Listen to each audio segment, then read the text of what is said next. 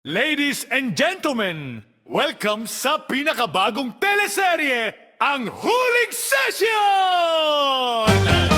May nagpatay sindi daw ng ilaw sa bulagan. Biglang yumuko lahat parang may lindol na dumaan. Yung isa naka-vest na parang pupunta sa gera, pero cellphone ang hawak, hindi naman kamera. May nagbi-video habang seryoso ang mukha. Kalala mo live reporter sa gitna ng eksena. Mga kababayan, nandito po ako ngayon, pero selfie angle pa rin ang pangunahing misyon. Yung iba nakakunot noo parang action star. May dramatic pause pa habang nakatitig sa pader. Akala mo Netflix original na palabas, pero budget hearing lang pala ang pinapasabog sa taas.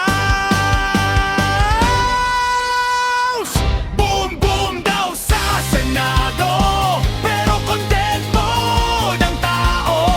May bulletproof at may pa-vlog, parang cosplay ng breaking news sa TikTok. Patay sindi ilaw, takbuhan dito doon. Yung iba nagmo-monolog parang nasa audition.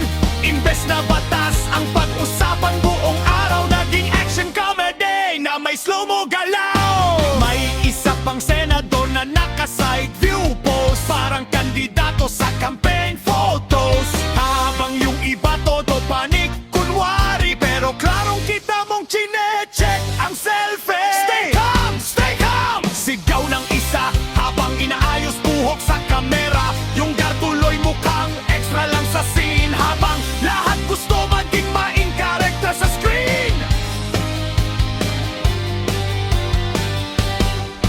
May pa-background music sa isip ng lahat, parang Mission Impossible ang dating ng lakad. Pero paglabas ng video sa social media feed, comments agad season 2 at sino director nito?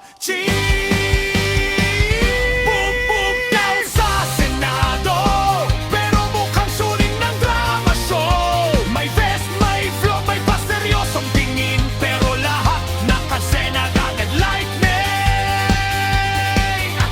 Patay sindi ilaw tapos may close-up pa. Yung iba mukhang host ng late night programa.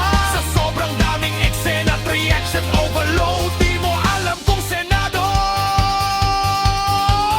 o reality show mode. Next week sa bagong episode, may hearing, may sigawan,